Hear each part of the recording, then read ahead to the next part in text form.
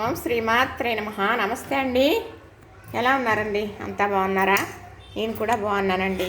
ఇదేం కూర అనుకుంటున్నారు కదా, పెండ్లం ఇగురండి. పెండ్లం దుంప ఇగురు ఎలా చేసాను అనేది మీకు నేను చెబుతాను.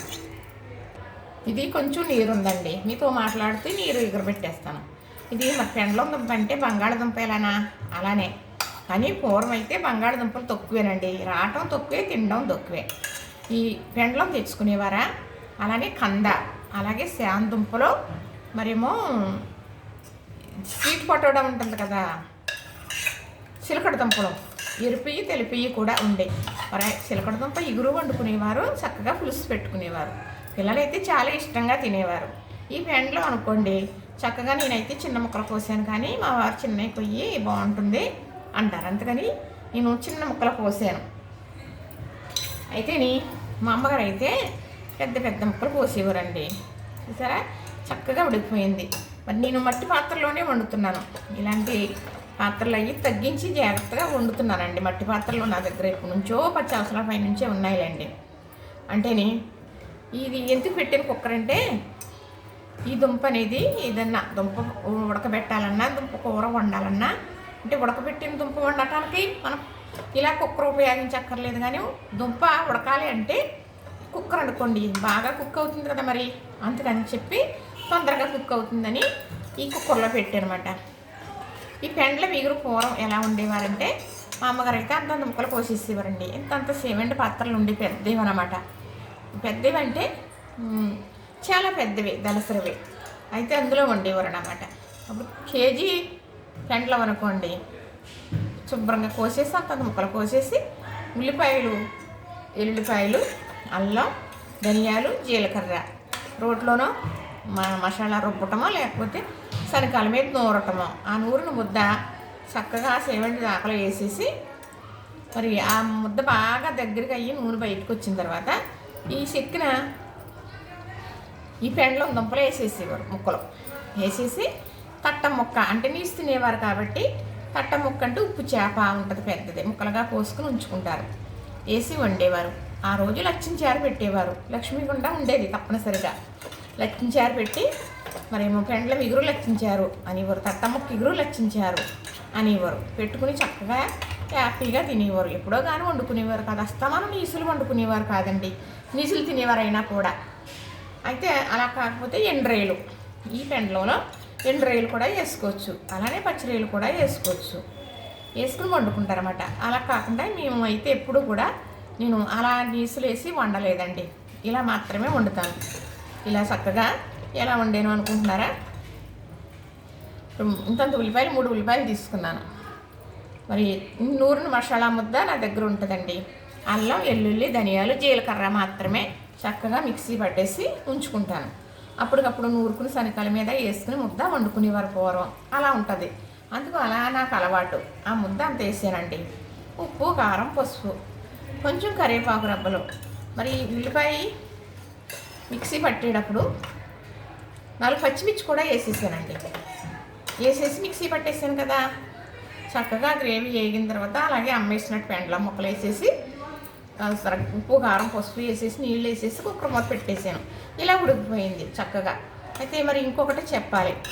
నేను వండే విధానం చెప్పేసాను కదా, చేసే విధానం చూపించలేదు అనుకుంటారు, కానీ చేసే విధానం చూపించేటంతా మరి కాదనుకోండి.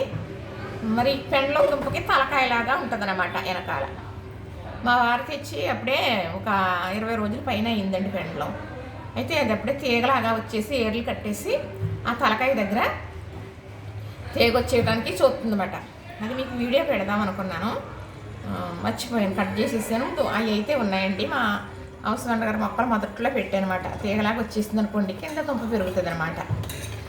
అలాగా ఆ తలకాయ అనేది తీసేయాలి. ఎందుకని ఈ పెండ్లానికి ఉండేది తలకాయలా ఉంటుంది అనమాట, ఎర్రగా కొంచెం లెక్క. అది ఒక ఆనవాళ్ళు ఉంటుంది, అక్కడ తల కట్ చేసేసి అప్పుడు ఉన్న దుంప కట్ చేసుకుని వండుకోవాలి. మనం ఆ తలకాయ కూడా వేసేసామనుకోండి, కసుకుమంటుంది, ఉడకతో బాగోదనమాట. అందుకని ఆ తలకాయ తీసేసేది అమ్మ. జ్ఞాపకం బాగా నాకు.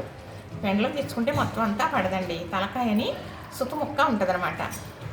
తెలుస్తుంది, అది మీకు వివరంగా చూపించి చెప్పాలి, చెబితే అర్థం అవుతుంది అనమాట. అప్పుడు ఇలా తెల్లగానే ఉంటుంది లోపల, తలకాయ అనేది ఎర్రగా ఉంటుంది అనమాట. చూసారు కదా మంచిగా ఉడికిపోయిందండి ఇది. అలానే ఇది పెండ్లం కదా, కంద కూడా మనం ఇగురు తక్కువ చేసుకుంటారు కంద. మరి కంద పులుసు పెట్టుకుంటారు నీసు తినేవారు, గుడ్లు వేసుకుని ఎండ్రేలు వేసుకుని పచ్చిరేలు వేసుకుని కూడా. మరి అలాగే నీసు తిన్నవారు ఉన్నారనుకోండి మామూలుగానే పులుసు పెట్టుకోవచ్చు, టమాటా వేసుకుని పచ్చిమిర్చి వేసి కొత్తిమీర కరివేపాకు వేసి పులుసు పెడితే ఆమోహం చాలా బాగుంటుంది.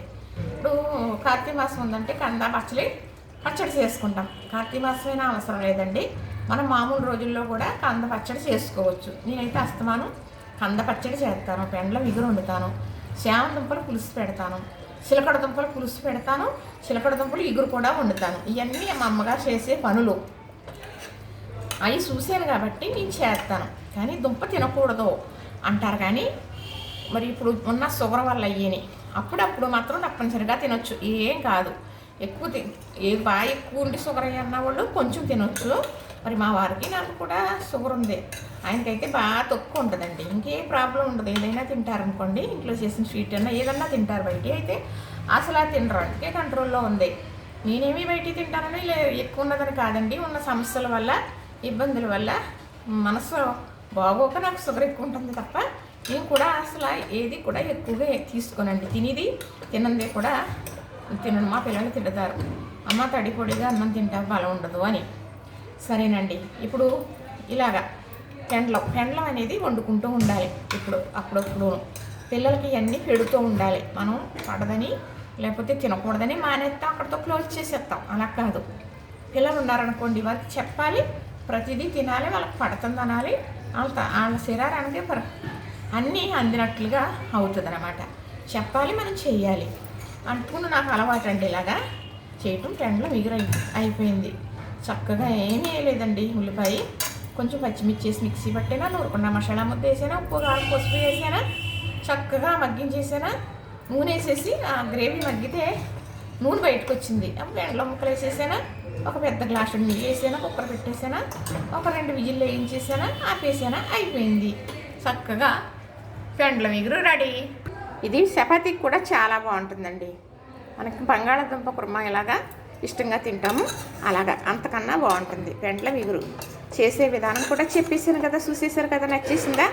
లైక్ చేయండి, షేర్ చేయండి, సబ్స్క్రైబ్ కూడా చేసేయండి.